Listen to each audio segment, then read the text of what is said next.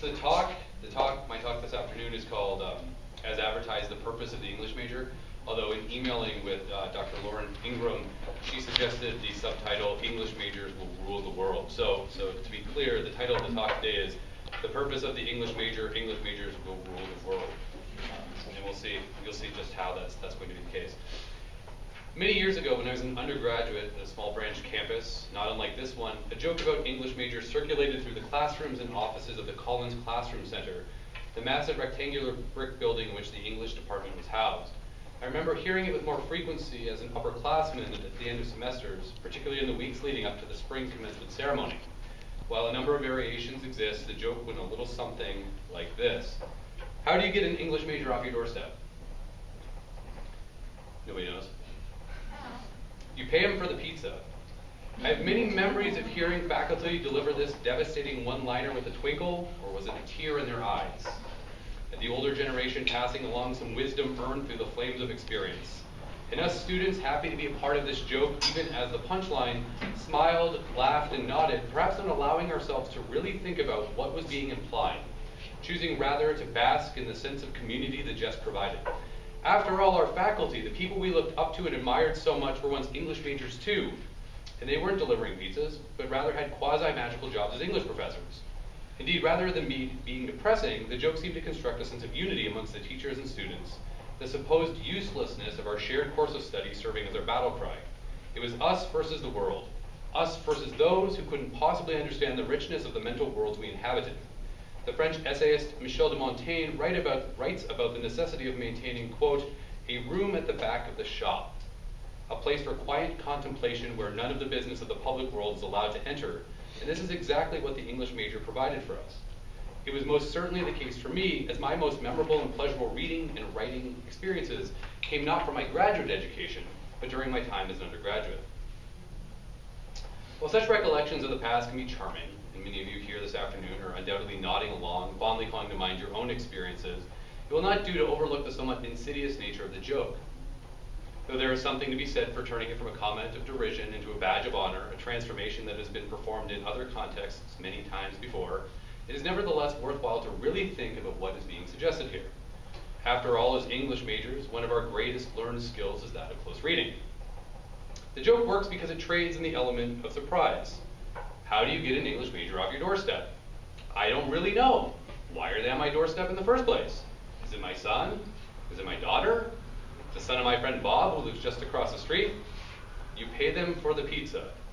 Oh, I get it. The English major is economically useless, and so the young man or woman on my doorstep is delivering my deliciously hot and melty pizza because they can't get a job doing anything else. They are thousands of dollars in debt because they chose a ridiculous major that contributes nothing to society. And so they live in their parents' basement, drive a beat-up 1991 Honda Civic, and hawk pizzas until they find some poor soul that will take pity and provide them with a cubicle somewhere. They should have been an engineer. That is hilarious. For my undergraduate peers and me, the joke operated as a way to ease the anxiety of graduation, to displace, if only momentarily, the discomfort of the unfamiliar real world that existed just beyond the 4, 5, 6 years we just spent in school. But for everyone else, this joke isn't so much a joke, but an expression of truth. English major, what are you going to do with that? Is a refrain many of us have heard multiple times throughout our careers. Some of you undoubtedly think the answer is graduate school and teaching, but as someone who has opened the door of that particular wardrobe and pushed past the fur coats, let me assure you, once and for all, that you will not find answers on the other side. But more questions asked loudly and frequently with anger and disbelief. And so this afternoon, I'd like to spend the next 20 minutes or so thinking aloud about the role of the humanities generally, and the English major specifically in 21st century America. I cannot promise you answers, only more questions. But as English majors, isn't that exactly what you want? In recent years and months, there has been much debate about the role of the humanities in the larger purpose of the university in America. As we are all aware, the economic downturn has prompted large-scale belt-tightening, and education has acutely, if wrongly, felt the pinch. For instance, not so long ago, Sarah Palin launched a full-on attack on the humanities, remarking, quote, NPR, National Endowment for the Arts, National Endowment for the Humanities, all those kinds of frivolous things that government shouldn't be in the business of funding with tax dollars. Those should all be on the chopping block as we talk about the $14 trillion debt that we're going to hand to our kids and our grandkids. Yes, those are the type of things that for more than one reason need to be cut. What is so repellent in Palin's remark is her use of the word frivolous, and that the jobs of so many are being cast off with the wave of a hand as useless, irrelevant. Though mercifully Palin appears to have faded from the political sphere, if not from our hearts, her attack was just one of many, and it certainly will not be the last. Many schools have cut entire departments to compensate for a lack of funding. SUNY Albany, for instance, cut almost its entire language program, removing French, Italian, Russian, and classics along with theater. My alma mater, Washington State University, was forced to perform similar cuts, leveling the language department, removing the theater department, and collapsing philosophy and a number of other fields of study into one school. Think about this. A major research university without a standalone philosophy department. What does this mean to an English major? It means everything. Most of you, I'm sure, have read works in translation: Montaigne, Dostoevsky, Dante, Homer, Virgil, and I am certain, with some of you 100% certain, that you're familiar with the Glover's son from Stratford-upon-Avon, a guy who managed to write a couple of decent plays, works meant to be acted, not read, a few hundred years ago. These cuts, which have initially decimated departments and fields of study which appear at first glance to be distant from our own, have major ramifications for all of us. Let us not forget that all it took was a single spark to set ablaze the library at Alexandria. Yet even in the midst of such darkness there is light. In response to the cuts to the language programs, the ones at SUNY Albany, Gregory A. Petsko, a professor of biochemistry and chemistry at Brandeis University, wrote to the president of SUNY Albany, noting the importance of the humanities in his own academic career. Though it may not have been the first response to the cuts, it is nevertheless a powerful indictment. And I'm going to break all the rules that I typically espouse in academic writing, and I'm going to read a huge block quote here. So I think it's worthwhile. This is from Petsko. I utterly refuse to believe that you had no alternative. It is your job as president to find ways of solving problems that do not require the amputation of healthy limbs. Voltaire said that no problem can withstand the assault of sustained thinking. Voltaire had a lot of pithy, witty, and brilliant things to say. Much of what he wrote would be very useful to you. I'm sure the faculty in your French department would be very happy to introduce you to his writings, if only you had a French department, which now, of course, you don't. I guess I shouldn't be surprised that you have trouble understanding the importance of maintaining programs in unglamorous or seemingly dead subjects. From your biography, you don't actually have a PhD or other high degree, and have never really taught or done research at a university. Perhaps my own background will interest you. I started out as a classics major. I am now a professor of biochemistry and chemistry. Of all the courses I took in college and graduate school, the ones that have benefited me the most in my career as a scientist are the courses in classics, art history, sociology, and English literature. These courses didn't just give me a much better appreciation for my own culture, they taught me how to think, to analyze, and to write clearly. None of my science courses did any of that.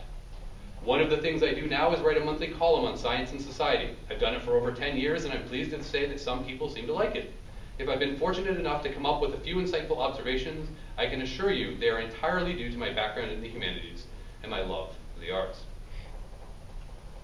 This is a mere fragment of a larger letter, a scathing missive capable of producing goosebumps as Petsko repeatedly encourages the president of SUNY Albany to look to the classics of world literature for answers, and that he could have discussed these works with the faculty in their respective fields if only he hadn't just cut them. It always strikes me that one of the most passionate defenses of the humanities comes from a scientist, but it speaks to the power of a collective field of study. But this shouldn't be surprising. After all, the word university comes from the Latin universitas, meaning the whole. A university is built upon the principle that students gather to learn about everything. This means algebra, trigonometry, biology, chemistry, astrology, philosophy, French, English, and the list goes on and on. The recent attack on the humanities for their supposedly frivolous nature reflects a complete ignorance and betrayal of the university's purpose. University is not for acquiring a trade. University is not for finding a mate. University is not an excuse for Thirsty Thursday, Thirsty Friday, Thirsty Saturday, Thursday Monday. You go to university to learn about everything, and everything includes the humanities. Not long ago, Stanley Fish entered into this discussion with his book, Save the World on Your Own Time. Questioning the role of the university, Fish argues that it's not the university's job to promote good moral character or bring an end to racism, sexism, and other forms of oppression and social ills. Rather, the proper role of the academy in society is to advance bodies of knowledge and to equip students for doing the same. Professors, Fish argues, have no business bringing their own political agenda into the classroom, especially not to influence the politics of their students. A professor's only obligation is, quote, to present the material in the syllabus and introduce the students to state-of-the-art methods of analysis, not to practice politics, but to study it, not to proselytize for or against religious doctrines, but to describe them, not to affirm or condemn intelligent design, but to explain what it is and analyze its appeal. I think Fish is, in essence, right.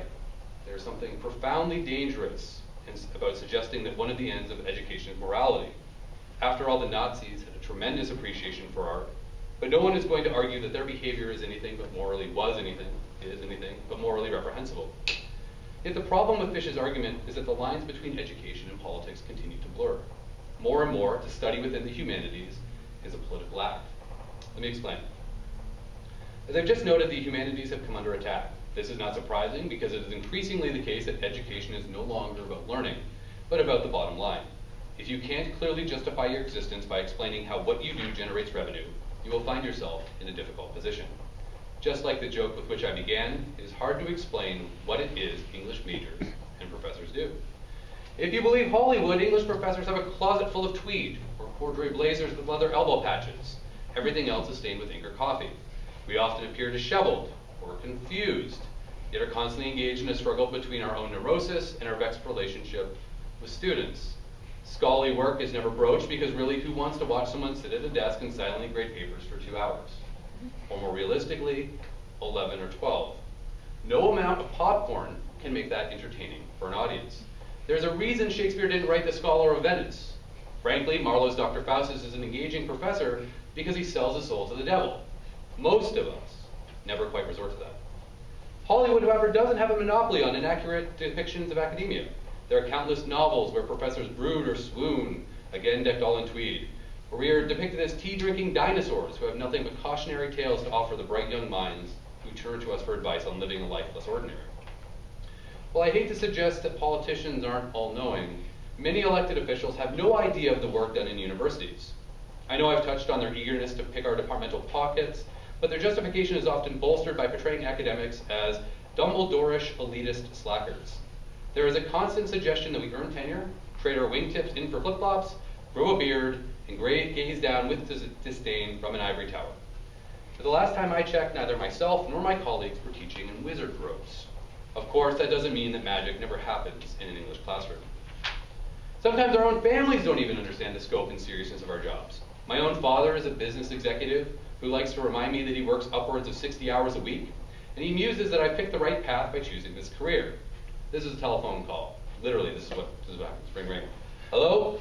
Andrew! Yeah, hey Dad, what's going on? How's vacation going? Of course he isn't there at 11 o'clock on a Sunday night when I'm answering yet another email from a panicked student who can't remember how MLA citations should be formatted on the essay that is due in an hour. Nor is he there at 4:45 in the morning when my alarm goes off as I try to squeeze in just a bit of my own reading and writing before the day commences. And those breaks, summer, spring, winter, are rarely just that. While we do spend time with our families, being human and all, those classless weeks are often spent buried in the research we are required to conduct, but that is so often subsumed by the hectic pace of a heavy teaching load. Last summer, my daily schedule included more time at the library than it did at the pool. But as I hinted earlier, there are moments in an English classroom where the mundane tasks which accompany any job, the emails, the memos, the meetings, etc., are made worthwhile. There are moments when a student really gets it, or just gets interested. When I'm leading a discussion and a student asks a question so smart, I think, why haven't I ever considered it from that angle before? Or when I come to a paper in an otherwise unremarkable stack that has prose so clear and an argument so forceful, I find myself smiling and reading along with pleasure. Also rewarding are those letters of recommendation that garner real results. Nothing is quite so satisfying as playing even just a bit part in helping another person realize his or her dreams. There's a bookstore in Berkeley, California, with the slogan, 10,000 Minds on Fire, painted on the building's facade. And I'm reminded of this powerful image anytime one of these aforementioned things occur. Because every student who learns, who has a powerful experience with English, is another mind on fire. Another candle that will stand against the encroaching darkness of ignorance, and ignorance made manifest in claims about the frivolous nature of the humanities.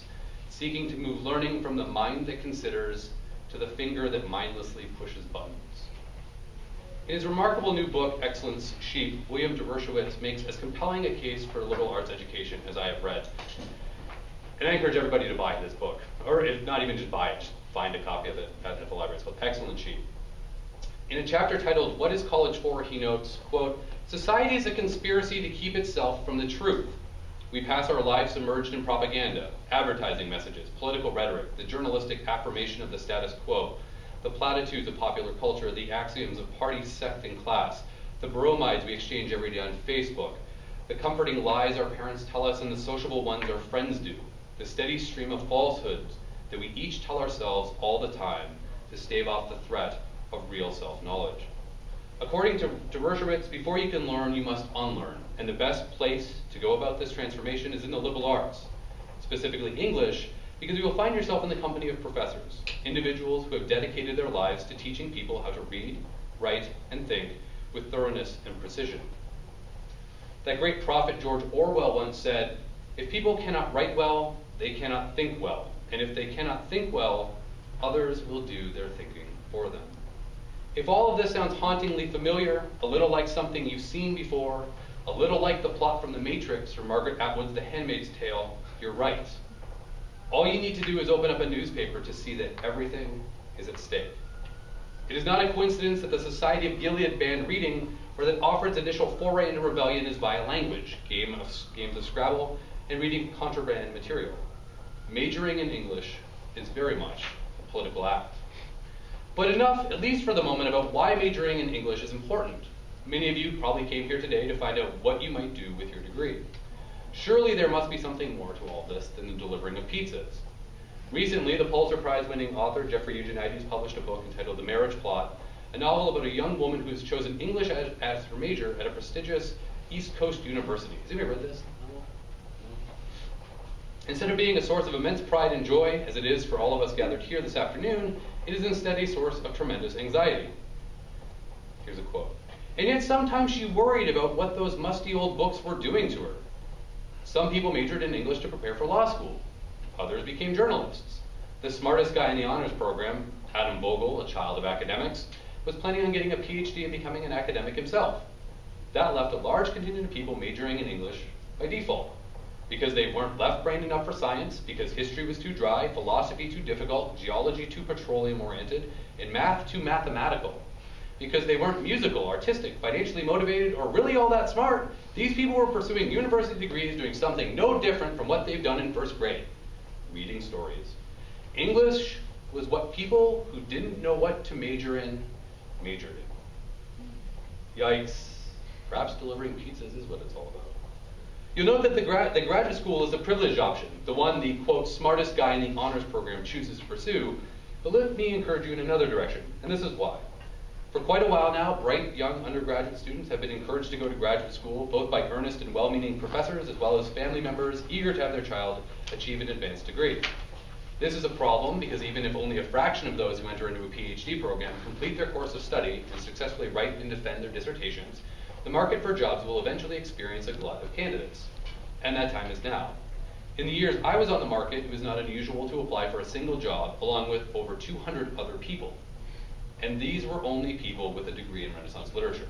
A close friend of mine who received her PhD in American literature applied for a job at a small rural school in Maine and found out the school had received over 500 applicants. I'm from Canada, and so Maine is close to my heart, but it isn't a place where people are dying to live. Rather, this speaks to the various problems with the academy and what happens when you have a supply that well outpaces the demand. Despite, or perhaps because of the problems with attending graduate school, it is nevertheless my firm belief that the world needs English majors. Or to go back to what Dr. Lauren Ingram said, English majors will rule the world. If it hasn't already become apparent, what I'm arguing here this afternoon is that the humanities, and English in particular, is the connective tissue that brings and holds things together. If we think back to Petsko and his claim that his course in English literature taught him, quote, to think, to analyze, and to write clearly, and that none of his science courses did any of that, we can see confirmation of this need. Though I contend that universities are not trade school, not simply intellectual assembly lines where you enter one end as a high school graduate and exit the other with a diploma and a ready-made profession in hand, that does not preclude a conversation regarding the practical uses of the humanities and the English major. There are so many answers to what are you going to do with that, drawn from the pools of my own classmates. An example, a friend of mine works for an important branch of the government where he reviews projects on a variety of different subjects and determines whether or not such a project should get governmental funding. He recently told me that a number of laboratories have gotten into the practice of hiring technical writers, English majors, to help scientists write their reports. You see, the problem was that many of these great scientific minds, Nobel Prize winners, had marvelous ideas that, it seems possible, could significantly contribute to the welfare of humanity. But the problem was that these ideas were buried in proposals full of jargon and technical language that made sense to no one who wasn't a specialist in a very narrow corner of a very large field. By bringing in English majors, these laboratories know two important things. The first, most obvious thing is that these students knew how to write well. But English majors aren't the only people who write well, which brings me to the second point. There's a ghost of some scientist who's angry. By enlisting English majors, these laboratories readily admit that there is something special about our field of study, that the work we do equips us with a unique set of skills, critical reading, writing, thinking, and a flexibility that allows us to operate in a number of different ways in a number of different areas. It is conceivable that if it weren't for us, some of the most important advancement in science wouldn't see the light of day, but rather would be full of sound and fury, signifying nothing. If the ability to think critically, which English majors have been doing since the field was first conceived in the early 20th century, that has many clamoring for what we do. I have sat on a number of different committees at a number of different universities and heard faculty from across the spectrum talk about how important it is for students to leave school with an ability to critically think.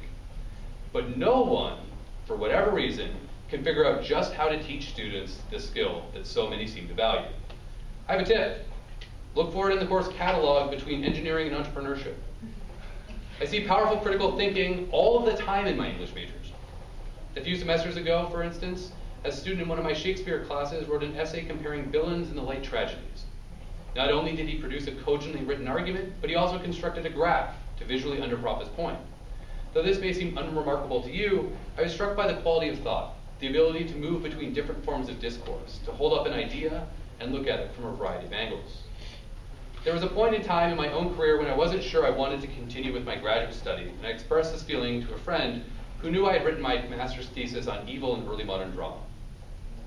He suggested I apply for a job with the FBI or the CIA, and I was surprised to learn that these agencies often hire history and English majors, as the work we do in the past, as well as our ability to carefully read and comprehend complex texts, often provides useful skills that complement the work these groups do.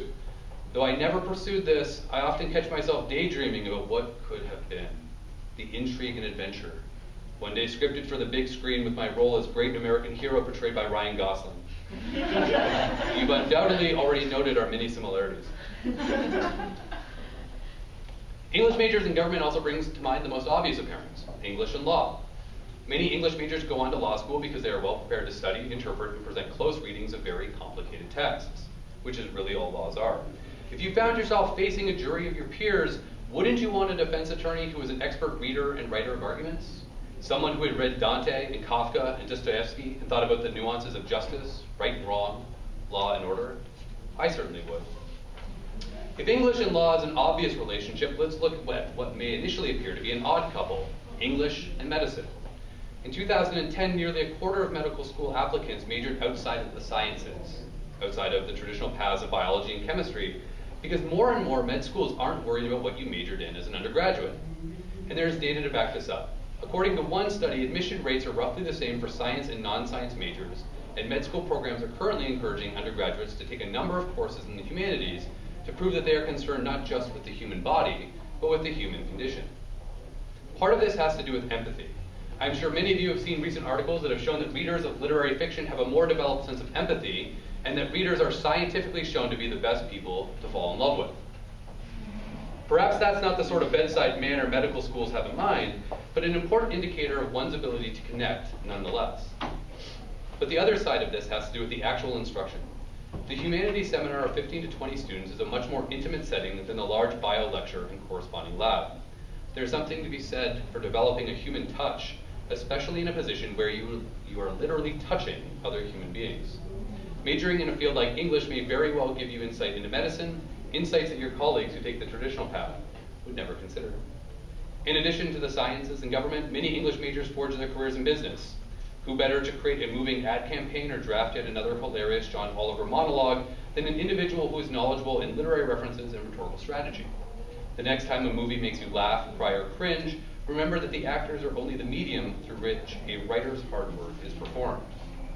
As we speak of writers, a nod must be given to the authors of magazines, books, even blogs that keep us well informed, entertained, or even stylish. Though you might not open ESPN.com looking for great literature, odds are good that some of your favorite authors were once English majors. Indeed, written text surrounds us daily, from Hallmark cards to the cards and board games such as Cranium. An English major literally wrote the cards in Cranium. I'm married to her. Being able to read and write as an undergraduate or graduate prepares each of us for doing so professionally and to a degree that adds depth to an engagement with the world around us. Of course, these occupations only scratch some of the most readily available surfaces. With additional education or motivation, the opportunities open to English majors are something akin to infinite. And in fact, this is true.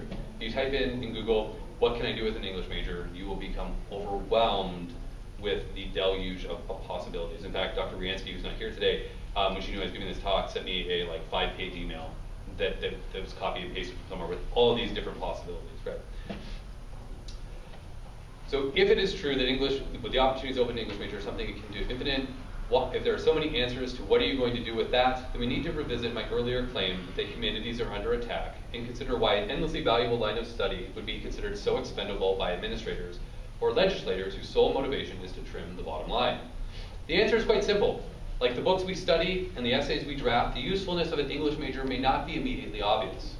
When a student majors in nursing, they graduate and become a nerd. Yeah, all right. When a student majors in engineering, they receive their diploma and become a, wait for it, engineer. When a student majors in English, they graduate with a degree in English and a whole lot of possibilities, but no prescribed course of action. What might be seen as our weakness then, for me, is our greatest strength. With an English major, the future course of your career, perhaps your life, is limited only by your imagination and the depth of your own passion. This is not an easy road. Though the English major may prepare you to do many things, the most successful amongst us are those who, unlike Eugenides' English majors, are not here by default, not lazy and unmotivated, but are excited by the prospect of determining our own fates. To government officials, and to some degree parents, there is something a little frightening about outfitting young people with a whole lot of knowledge and no prescribed outlet. I'm thinking here of Dead Poets Society. As a parent myself, I can see where there might be comfort in knowing that my child is selecting a profession rather than a path of intellectual inquiry. In fact, my wife also has a PhD in English, and she looks pleased, if not relieved, when our 5-year-old declares that he'd like to be a pediatrician. In effort towards honesty, that has now changed. He wants to be a pokebiologist, which is a biologist who studies Pokemon. I still think she'd think that was better than being an English major, but I disagree. But the truth of the matter is that while some professions might be fairly static, many are evolving as we speak and may not look the same in the next 5 or 10 years. Indeed, we live in a volatile, perpetually changing world. Nothing is certain, and this is scary. And the fact is, the job you may end up doing or wanting to do doesn't even exist. Let that sink in for a moment. The job you may decide is the only one for you. The occupation that will shape the rest of your life and provide you with a purpose may not even be a twinkle in your eye as of yet. Thinking this way is kind of like trying to contemplate eternity. But it stands to reason then that if the future is uncertain, having a firm foundation in the humanities, and English in particular, may serve you better than a limited knowledge of PowerPoint and the skills needed for a job that may not even be around by the time you graduate. Being able to read closely and critically, to write clearly and persuasively, and to think rigorously and with empathy are skills that will always be in demand. This is the promise, this is the magic of the English major. When Stanley Fish argues that we should save the world on our own time, he's arguing against the dissemination of ideology in the university classroom. And while I certainly don't want to overwhelm you with a wave of romanticism and the glare of rose-colored glasses, a case can be made for the humanities as capable of preparing you to find a career and to make a difference. So the next time someone asks you what you're going to do with an English major, it seems to me that the only appropriate answer is everything. Thank you.